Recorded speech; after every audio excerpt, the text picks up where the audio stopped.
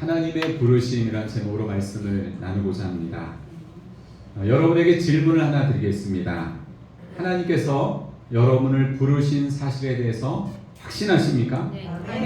아멘. 네. 아멘. 그렇다면 하나님께서는 왜 여러분을 세상의 수많은 사람들 중에 천에 하나, 만에 하나 불러내셨을까요?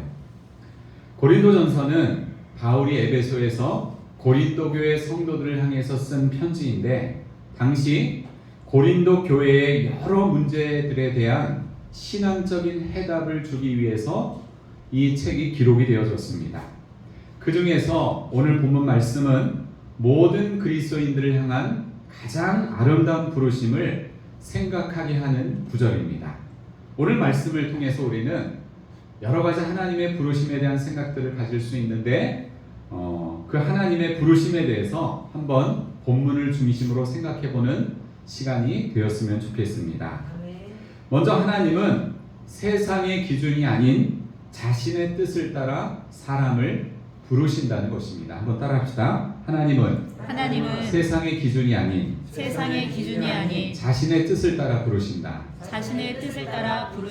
네, 26절에서 바울은 이렇게 말합니다. 형제들아, 너희를 부르심을 보라. 육체를 따라 지혜로운 자가 많지 아니하며 능한 자가 많지 아니하며 문벌 좋은 자가 많지 아니하도다. 바울은 지금 세상의 기준으로는 자랑할 것이 전혀 없는 고린도 교회 성도들의 실상을 적나라하게 지적하고 있습니다. 여기서 지혜로운 자라고 하는 것은 그 당시 헬라 철학자들처럼 높은 교육을 받은 지적인 사람들, 지성이 많은 사람들을 말합니다. 능한 자는 지위가 높은 권세를 가진 정치인들을 말합니다. 문벌 좋은 자는 사회적으로 상류 계급에 속하는 귀족들을 말합니다. 바울이 언급한 이 세 가지 내용은 당시 사람들이 높게 평가하는 헬라 사회에서의 세속적인 평가 기준인데, 이 세 가지를 언급함으로 당시 고린도 교회에는 사회적으로 유력한 사람들이 많지 않다는 것을 드러내고 있습니다. 고린도 교회에 사회적으로 유력한 자들이 많지 않다는 것을 뒤집어 생각하면 뭐가 되죠? 고린도 교회 안에 유력한 사람들이 많지는 않지만 소수는 있다는 사실을 알려줍니다. 그런데 여기서 우리가 오해하지 말아야 할 게 있습니다. 사회적으로 유력한 자들에게는 하나님의 부르심이 별로 없고, 대부분 유력하지 않은 자들에게만 하나님의 부르심이 있다는 말은 아닙니다. 세상의 기준으로 유력한 자든지 그렇지 않은 자든지 하나님의 부르심은 전적인 하나님의 주권에 달려 있다는 사실입니다. 일반 사회에서 사람을 뽑을 때 기준을 보면 화려한 스펙과 탁월한 능력을 요구합니다. 고3 학생이 높은 수준의 대학을 가려면 내신도 높아야 하고요, 생활 기록부도 잘 기록이 되어져 있어야 하고요, 수능도 잘 봐야 합니다. 그리고 면접까지도 잘 봐야 합니다. 요즘 청년들이 취업하는 직장 문제가 굉장히 심각한데요, 좋은 직장에 청년들이 취업을 하려면 공인 영어 시험 이것도 잘 봐야 되고요, 필기 시험도 잘 봐야 됩니다. 면접 시험도 잘 봐야 되고요, 요즘에는 회사에 입사를 하려면 관련 분야의 자격증이나 경력도 있어야 합니다. 요즘에는 그것뿐만 아니라 인적성 검사라는 것도 보는데, 인적성 검사 수준도 거의 수능 수준이에요. 그래서 얼마나 여러분 이 직장에 들어가기가 까다로운지, 이 인적성 검사를 준비하기 위해서 따로 학원을 다니거나 인터넷 강의를 들어야 합니다. 그 밖에 이 사회에서 단순한 일을 하는 데에도 고용주가 요구하는 조건이 얼마나 많고 까다로운지 세상에 정말 쉬운 일이 하나도 없습니다. 이처럼 우리가 어떤 곳에 부름을 받아 가고자 할 때에 세상의 기준은 매우 높고 까다롭습니다. 스펙과 능력이 되는 사람 위주로만 뽑습니다. 하지만 하나님께서 사람을 부르셔서 구원하시고 당신의 일을 하실 때는 세상적인 스펙과 능력이 기준이 되지 않습니다. 전적인 하나님의 뜻과 하나님의 주권을 따라서 이루어집니다. 하나님은 바울처럼 당대 최고의 엘리트 교육을 받은 사람도 부르시고 베드로처럼 배움이 없는 무식한 사람도 부르셨습니다. 모세처럼 바로의 궁에서 애굽의 모든 지혜를 배운 사람도 부르시고 기드온처럼 농사 짓던 평범한 사람도 부르셨습니다. 사랑하는 여러분, 오늘 우리가 예수님을 믿고 지금 하나님의 백성으로 살아가고 있는 것은 우리가 남들보다 더 탁월하거나 무언가를 더 잘해서라고 생각하지 마시기를 바랍니다. 아멘. 우리가 다 이해할 수 없지만 우리를 부르신 것은 전적인 하나님의 은혜와 주권 때문임을 기억하시기 바랍니다. 아멘. 옆 사람을 한번 쳐다보시면서 이렇게 인사하시겠습니다. 당신을 부르심은 전적인 은혜입니다. 당신을 부르심은 전적인 은혜입니다. 아멘. 그렇다면 하나님께서 우리를 부르신 이유는 무엇입니까? 미련하고 약한 자를 들어서 지혜롭고 강한 자를 부끄럽게 하시기 위해서입니다. 오늘 본문의 27절을 우리 읽어보시겠습니다. 시작. 그러나 하나님께서 세상에 미련한 것들을 택하사 지혜 있는 자들을 부끄럽게 하려 하시고 세상에 약한 것들을 택하사 강한 것들을 부끄럽게 하려 하시며. 아멘. 바울이 지금 고린도 교회 성도들에게 하나님께서 미련하고 약한 자를 택하신 이유를 굳이 설명하고 있는 것은 그들의 교만에 대한 우려가 있었기 때문입니다. 실제로 그들은 미련하고 약한 데서 그 상황 가운데서 하나님의 부름을 받았지만 이러한 과거의 처지를 망각하고 영적인 은사를 자랑하고 형제를 함부로 판단하고 분열을 조장하는 등 영적 교만의 모습이 광범위하게 고린도 교회 안에 나타나고 있었습니다.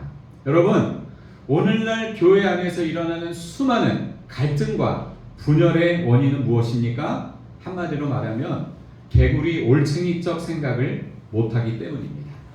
하나님의 은혜로 나 같은 죄인이 죄 용서를 받았을 때 우리는 벌레만도 못한 자신의 추악한 이 죄성 때문에 통곡하며 하나님 앞에 감히 얼굴을 들지도 못하는 그런 모습 가운데 있었습니다. 하지만 익숙한 신앙생활이 반복이 되고 영적인 감각이 무뎌지면서 어느새 신앙생활의 매너리즘에 빠지고 바리새인들처럼 외식적인 신앙생활을 하게 되었습니다. 나는 죽고 예수로 사는 삶이 되어야 하는데 나는 살고 예수는 죽는 삶을 살다 보니 영적인 교만이 내 영혼에 독버섯처럼 퍼져나가기 시작했습니다. 실제로 고린도 교회 안에는 초심을 잃어버린 여러 가지 문제들이 발생을 했는데 대표적으로 고린도 교회 안에 분쟁과 분열의 문제가 있었습니다. 오늘 본문의 앞부분에 있는 고린도전서 1장 11절부터 13절 여기 PPT를 보시겠습니다. 자, 우리 한번 같이 읽겠습니다. 시작.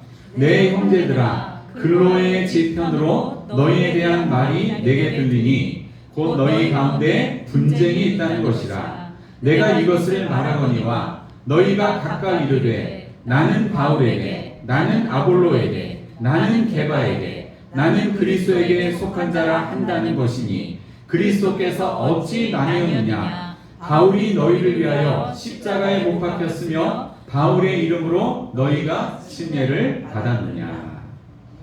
그리스도 중심으로 하나 되어야 할 고린도 교회가 바울파, 아볼로파, 게바파, 그리스도파로 갈라졌습니다. 바울은 여러분 이 고린도 교회를 직접 세운 교회 개척자였고요. 아볼로는 굉장히 탁월한 사람이었습니다. 바울이 떠난 뒤에 고린도에서 사역하면서 교회를 세웠는데 이 사람은 언변이 좋고 성경에 능통한 사람이었습니다. 게바는 누구죠, 여러분? 게바, 베드로죠. 이 베드로의 아람어 이름이 게바인데 베드로가 직접 고린도에 갔다는 증거는 성경에 나와 있지 않지만 예루살렘 교회의 대표 사도였기 때문에 유대적 배경이 강한 성도들은 베드로를 더 권위 있게 여겼을 수가 있습니다. 그 다음에 나는 그리스도에게 속한 자라고 했던 사람들은 여러분 어떻게 생각하세요? 나는 그리스도에게 속하였다. 나는 바울에게 속하지도 않고 아볼로에게 속하지도 않고 게바에게 속하지도 않고 나는 그리스도에게 속하였다. 어떤 생각이 드세요? 언뜻 보면 가장 옳아 보이지만 실제로는 다른 파벌과 대립하는 또 하나의 파벌로 작동했을 가능성이 많습니다. 오늘날 교회들 가운데에도 특정한 인물을 영웅화하거나 또 추종하는 일들이 있는데 그것은 교회의 교회됨을 위협하는 매우 위험한 현상입니다.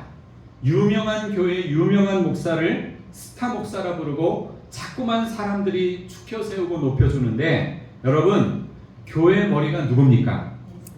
누가 교회에서 높임을 받아야 합니까? 교회는 예수님만이 높임을 받아야 하고 예수님을 중심으로 하나 되어야 합니다. 아무리 목회자라 할지라도 유력한 장로님이나 직분자라 할지라도 여러분 교회의 높임의 대상은 예수 그리스도 한 분밖에 없는 줄로 믿으시기를 바랍니다. 아멘. 하나님께서 우리를 부르신 것은 미련하고 약한 자를 들어 지혜 있고 강한 자를 부끄럽게 하기 위해서입니다.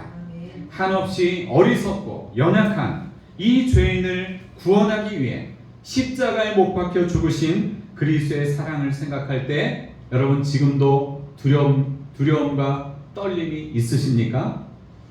28절에서 바울은 하나님께서 세상의 천한 것들과 멸시받는 것들과 없는 것들을 택하사 있는 것들을 폐하려 하신다 이렇게 말씀했습니다.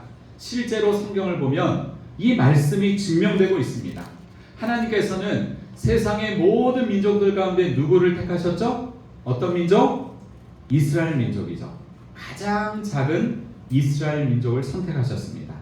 예수님도 당시 사회에서 유력한 사람들과 가까이 친구처럼 지낸 것이 아니라 정죄받던 세리와 죄인들의 친구가 되어 지내셨습니다.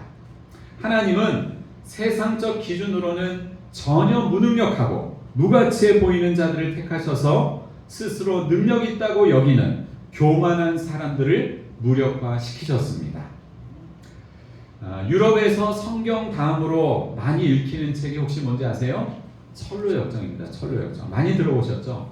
이 철로역정의 저자가 누구죠? 존 버년이라고 하는 사람인데 이 사람이 어떤 신앙적인 이유로 감옥에 갇힌 적이 있었습니다. 이 존 버년은 정식 교육을 거의 받지 못한 사람이었지만 12년 동안 감옥에 갇혀 있으면서 가장 힘들고 연약한 그때 주옥 같은 작품들을 쓸 수 있도록 하나님께서 그에게 지혜와 능력을 주셨습니다. 그래서 철로 역정이 감옥 안에서 태어난 거예요. 그 다음에 존 밀턴이라고 하는 사람은 청교도의 정치가면서 시인인데요. 정치적으로 탄압받고 또 자기의 눈이 실명이 된 열악한 상황에서 주님을 의지하는 그 믿음을 통해서 주님은 신라건이라는 위대한 작품을 쓸 수 있게 하셨습니다.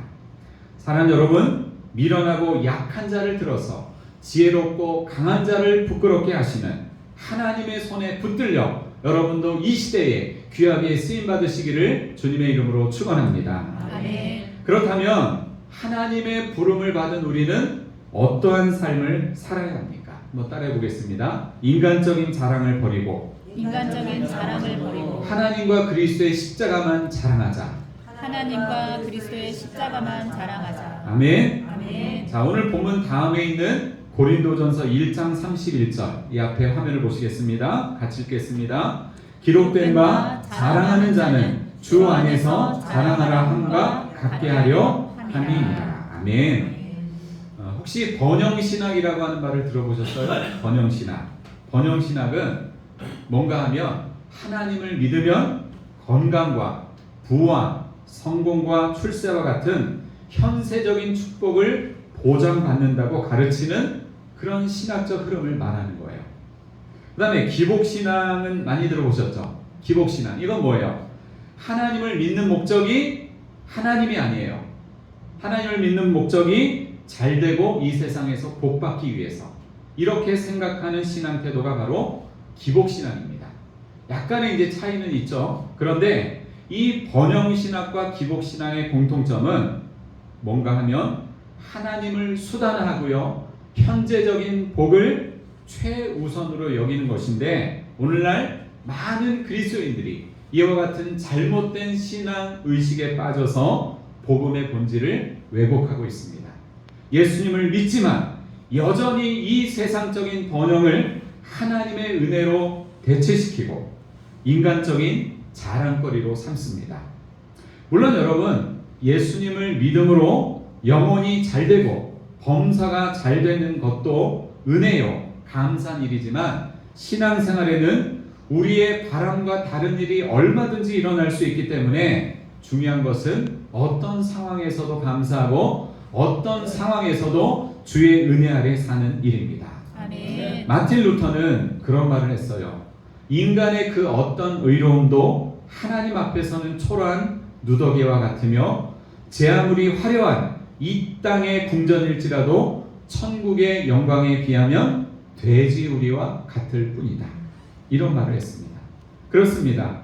예수님을 믿으면서도 인간의 작은 어떤 의로움이나 선함이나 세상적인 영광을 자랑하는 것은 하나님 앞에서 부끄러운 일에 불과합니다. 그러므로 하나님의 부르심을 받은 우리는 모든 인간적인 자랑을 버리고 우리를 구원하신 하나님과 예수 그리스도의 십자가만을 자랑해야 할 줄로 믿습니다. 아멘. 갈라디아서 6장 14절을 우리 같이 읽겠습니다. 앞에 보겠습니다. 그러나 내게는 우리 주 예수 그리스도의 십자가 외에 결코 자랑할 것이 없으니. 아멘. 우리의 자랑이 뭐라고요? 그리스도의 십자가입니다.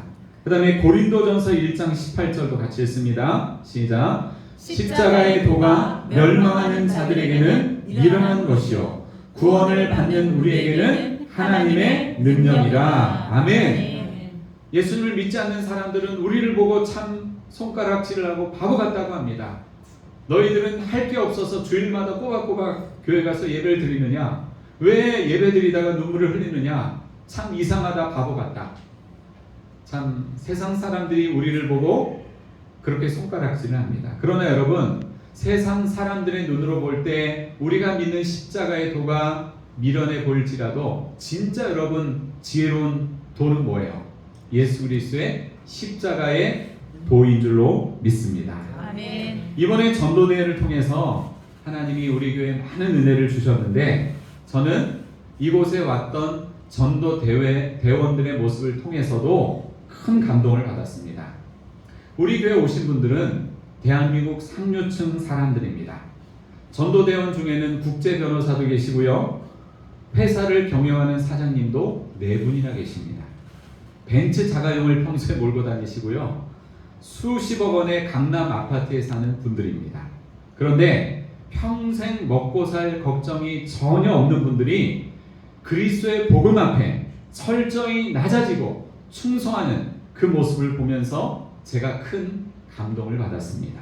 이게 바로 복음의 능력이고, 이게 바로 하나님과 그리스도의 십자가를 자랑하는 아름다운 그리스도인의 모습인 줄로 믿습니다. 아멘. 말씀을 정리하겠습니다. 이 앞에를 보세요. 자, 첫 번째 같이 읽겠습니다. 하나님은 세상의 기준이 아닌 자신의 뜻을 따라 사람을 부르십니다. 두 번째, 부르신 이유는 미련하고 약한 자를 들어 지혜 있고 강한 자를 부끄럽게 하시기 위함입니다. 세 번째, 부르심을 받은 우리는 인간적인 자랑을 버리고 하나님과 그리스도의 십자가만을 자랑해야 합니다. 아멘. 아멘. 하나님의 부르심에 감사하며 날마다 부르심에 합당한 신앙생활을 하는 여러분이 되시기를 주님의 이름으로 축원합니다. 아멘. 기도하시겠습니다.